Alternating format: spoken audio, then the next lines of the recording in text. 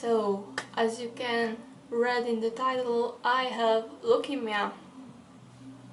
I don't know how to even start this video. I decided that I want to share this information with you because when I go on YouTube and search leukemia, this is what I can find. Leukemia patient dies after meeting grandma. Birth to death story, Graceland's story, leukemia, Sims 4. 8-year-old boy dies of leukemia. So yes, after you search leukemia, you can find death. I'm not going to die.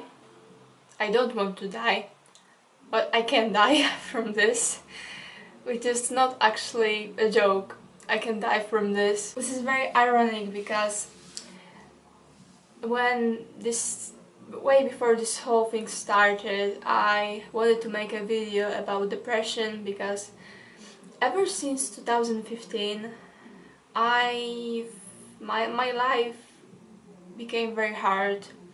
I had some very hard family problems and I had very traumatic experiences. 2015 was, I think, one of the worst years of my life, because I cannot say that it was the worst year of my life, because I think the worst year of my life is happening right now. I thought that 2015 was the year, but God was like, nope, here's something more. So as I said, in 2015 something happened, but I got myself together, I went on the gap year and everything was fine. However, before I learned that I have leukemia, I learned something like a few weeks ago that was as traumatic, maybe not as traumatic, traumatic, maybe not as traumatic as the thing that happened in 2015, but it was very, very hard and it was a very bad situation and I was very depressed, and I told my friend about it. And it happened around the time when in city I study in, there was this festivals like for students, for uni students, like Coachella. No, it's not Coachella, but there are bands, like every day is a new festival, so everyone is drinking, everyone is partying, everyone is having such a great time. And my friend decided that I need to go out for my own good because I was crying so hard. And thank God I went out, because I had the best 3 days of my life when I went out. I was drinking, I forgot about this whole situation. I was thanking her very much because I was just having time of my life there. I met so many new amazing, maybe I had too much to drink, but everyone there had too much to drink. But I've met new amazing people. I cannot express how great I was feeling. Like, I was laughing, I was smiling, I was singing. I forgot about this traumatic thing that happened a few days ago. So I genuinely think that was the best days, like, on my studies on this first year. I genuinely think that this was the best days ever. So I had like 1 day of party, then a week passed, and again this party started at like, I think, Thursday, and on Thursday and Friday I was again partying with the same people. They were amazing, but the bands were amazing, we were singing so much and it was just amazing. But in like 2 weeks time I felt very exhausted, and I saw that I'm getting bruised easily, and it was never a thing. I was never really a person that gets bruised easily. I could hit myself very hard and I had no bruise, and I just thought that it was maybe because I was not eating enough meat, because I was just getting lazy. So I started like for whole week I was eating so much meat, but it didn't help. I don't know why. I thought that maybe I will eat meat and all my bruises will go away, but I don't know. And on one party I actually fell down and I got like this huge bruise on my leg, and I'm not joking, it was like for like almost my whole leg was in one big bruise, and it never happened, and it got me thinking that something is wrong. And to be honest, throughout this whole 2 weeks I was thinking something is wrong. I know my body, this something feels off, but nothing was really hurting me. I was just feeling exhausted, and I just thought that maybe it was because of depression, and then I was partying, so it was normal that I was exhausted. So, but I knew that something is off. So on the Friday I drove back to my hometown, and on Saturday morning I went to get my blood checked. And I'm going to tell you that I am very careful with my health. Every 3 months I get my blood checked because I'm very paranoid, and so is my mom. So I get my blood checked very often. And last time I got my blood checked was in December, and everything was fine. So it was May, it was Saturday, so at like 8 a.m. so I went to get my blood checked, and we got like running errands with my mom, and then we drove to my grandma. I'm sorry, I'm running out of breath very easily right now. We went to my grandma.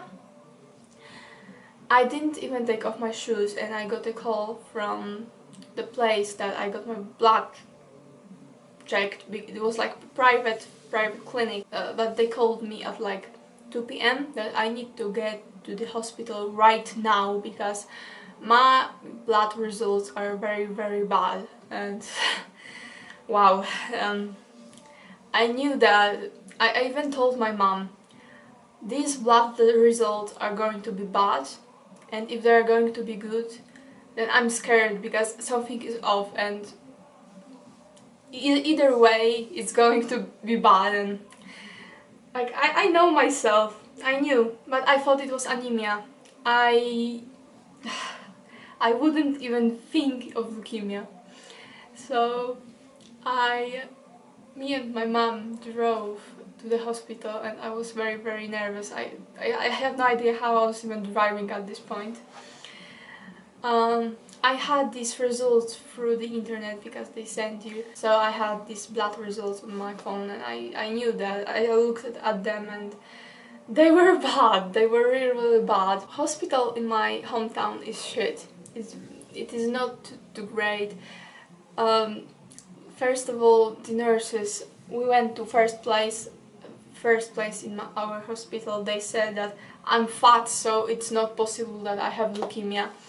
That it must be something else. That's not mine. No, there's no way. Then we went to a doctor, and this doctor was like very young, and I don't think he knew what he was doing. I'm sorry, but he just basically told us to go to another place again. So we went, and then I had I had so many examinations, you have no idea. I was crying throughout all of them because I was so scared.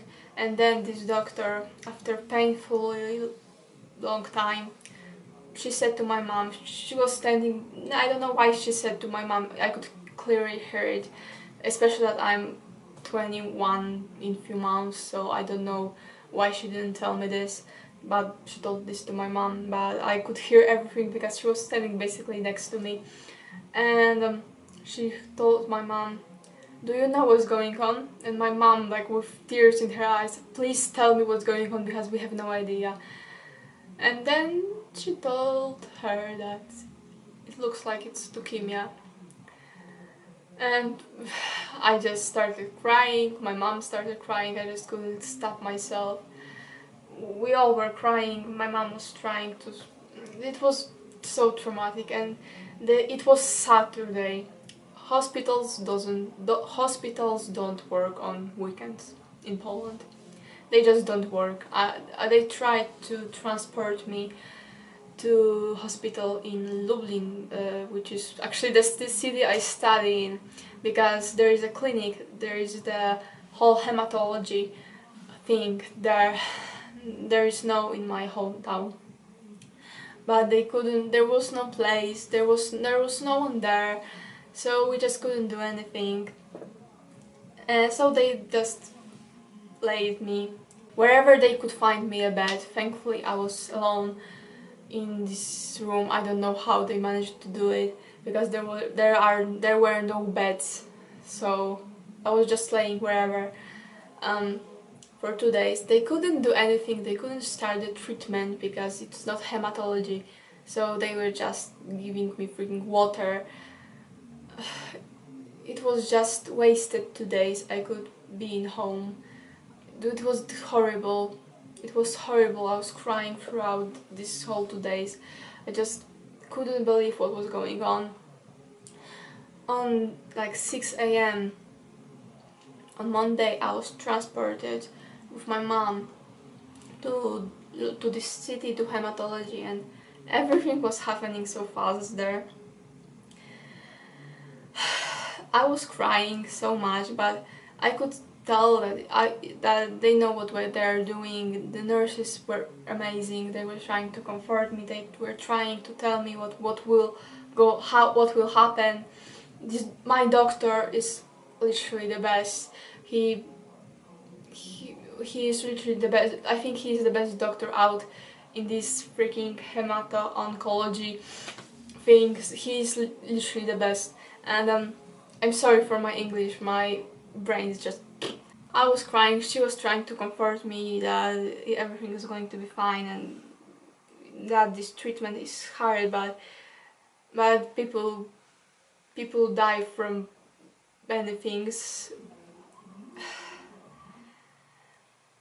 This is very hard to talk about. They started like taking blood out.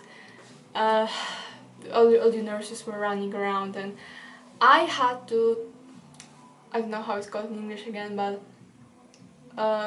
pobranie szpiku. I had this thing, and I was so scared. I was so scared of this because I knew that it was going to be like in my back. I was so scared. They told me to go to this room and the doctor and the nurse will come there. So I just went there, and they told me to lay on my stomach, on my front, but I suddenly felt very weak, and I was alone. I don't know. I didn't even come to this bed. I just was standing there, and I suddenly realized that I'm going to pass out. So I just very slowly exited the room, and I saw this nurse. I'm just said, I'm sorry, I think I'm going to pass out, and I just passed out. Very first day, and I passed out on the whole way. And I just woke up, doctor was holding my legs. Yeah, my mom was crying above me. It was very dramatic. I had to make a dramatic entrance. The thing is, no one can visit me there. It's... Again, I don't know the word, and Google Translate says some weird things. But the only way to see my parents like through this window. They can touch me. We just can talk through phones and see each other through this window. Everyone is like in their masks. The nurses are in the masks. Doctors are in the masks because our immune system is there is basically no immune system. All of us can like get bacteria and freaking infections like that. So I laid in there. It was very dramatic, saying goodbye to my mom. And yes, on the second day I started... Oh, we had this thing. I again don't know how it's called in English, but I'm just going to say again subtitles. I'm sorry, I'm so unprepared. I googled these things, but I'm not too sure about them. I'm just going to check them again while editing. I had this,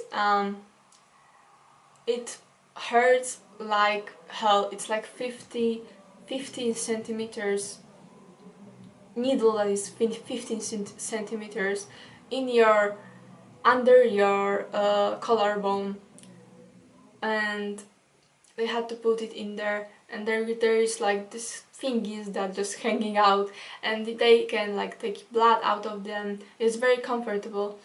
They can take blood out of them. It basically works like a cannula, and they can get drips through this and everything, and injections. So it's very comfortable but very risky because, as doctor said, it's a highway for infections and bacteria.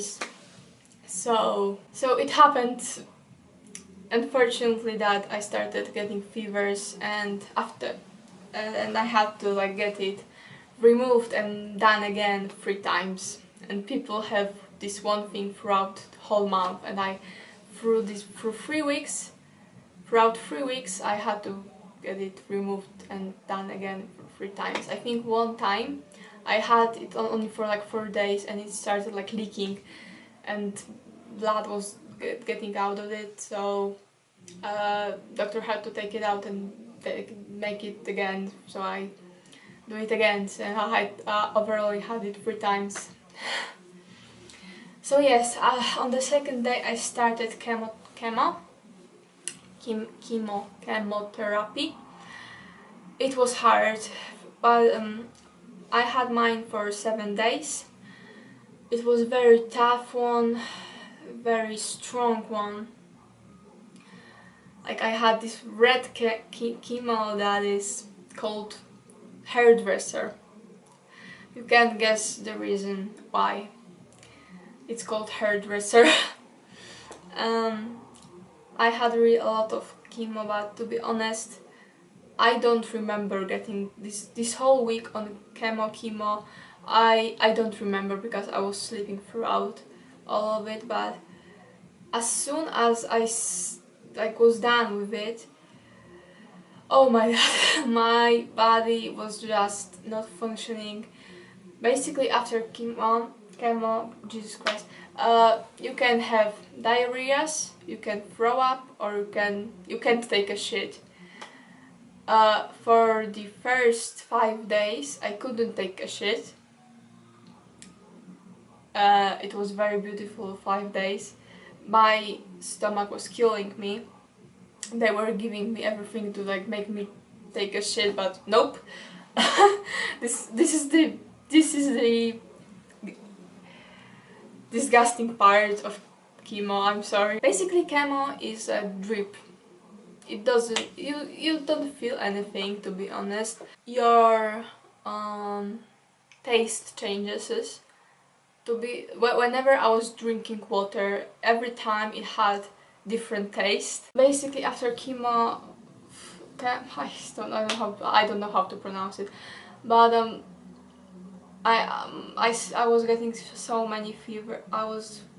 I had one night when I had like 30 degrees fever.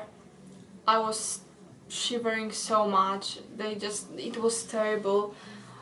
Like, doctor was there every 5 minutes because I was just feeling like I'm going to die. It was so bad. It was hard.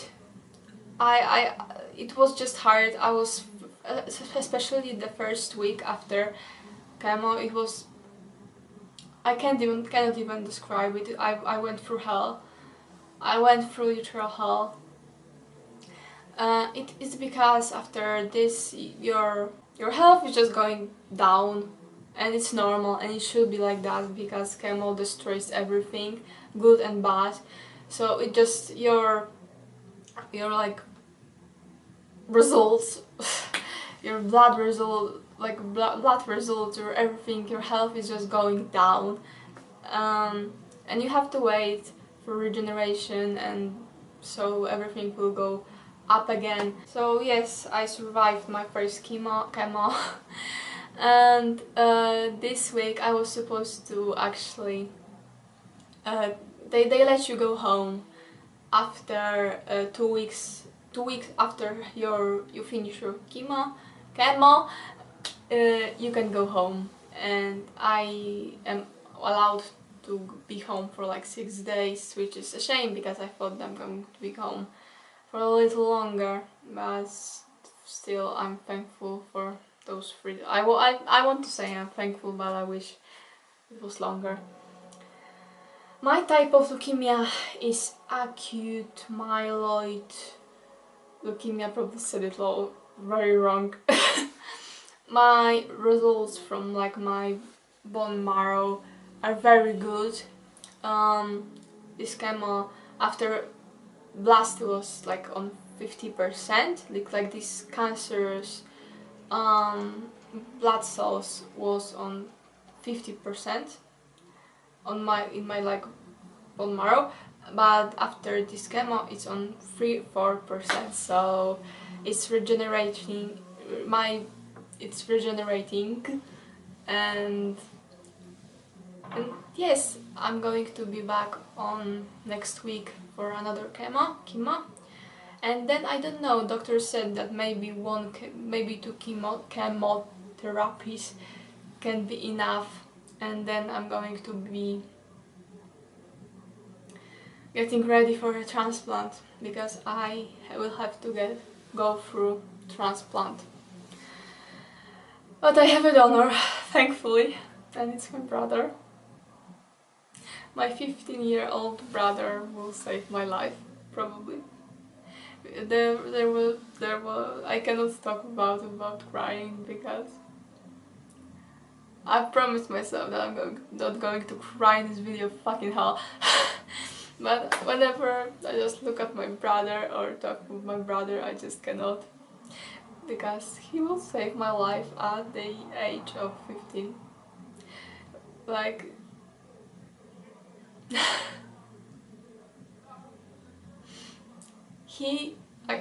every argument in the future that we will have, he will win, because he is a true hero.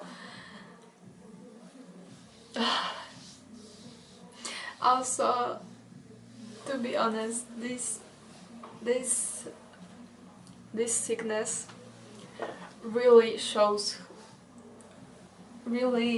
who is your friend, real friend. In Polish we have this saying, prawdziwych przyjaciół poznaje się w biedzie, and basically it means that you know, I don't know even how to translate it, but it's you meet your best friends, and you might meet your real friends when your life goes to shit. And it's true, like I was crying so much just because I'm so thankful.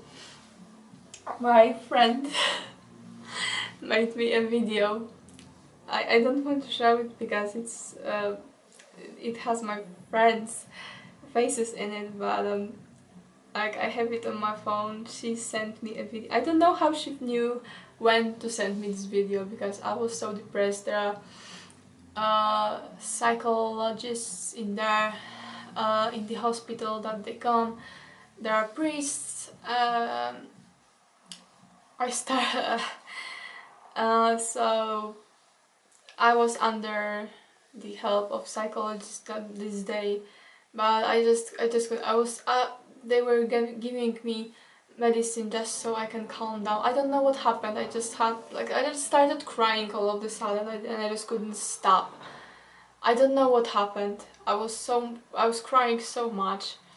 You know, you are this is leukemia. You can die from this, and I don't want to die, even though I say a lot of self-deprecating jokes, and I do joke about death a lot, but I actually don't want to die. Don't joke about cancer, kids, because you may end up getting one like I did, because this is basically blood cancer. This is a scary word, but cancer. I have cancer. Oh wow. But back to the topic of my friends. This is amazing. They were with me. They were with me basically every day, making sure I was okay, writing to me, saying that they love me. I just felt, I never felt so loved. I never knew that I have so many new, like, great friends. I knew they were amazing. I didn't know that they were that's amazing. I cannot even express myself. They made a video, one girl made a video, like 5-minute long video. Like, people, my old friends, my new friends, they are all like saying, there is like one person saying, I love you, please be strong, you are going to make it through this, and there is like then another person says something, like there are people all around Poland, so they all made a video just to comfort me and just to say they love me. So I remember watching this video for the first time, I was crying so much. I still cannot even watch it without crying, because it's not even leukemia. I'm just very grateful for them, for all of this, for all this suffered, and I'm just very grateful, and I'm crying because I never thought that I'm so loved. And just because of this is happening, and I look like a mess, and I promised myself that I'm not going to be crying in this video, and here I am, crying like... Two girls even made a song about me.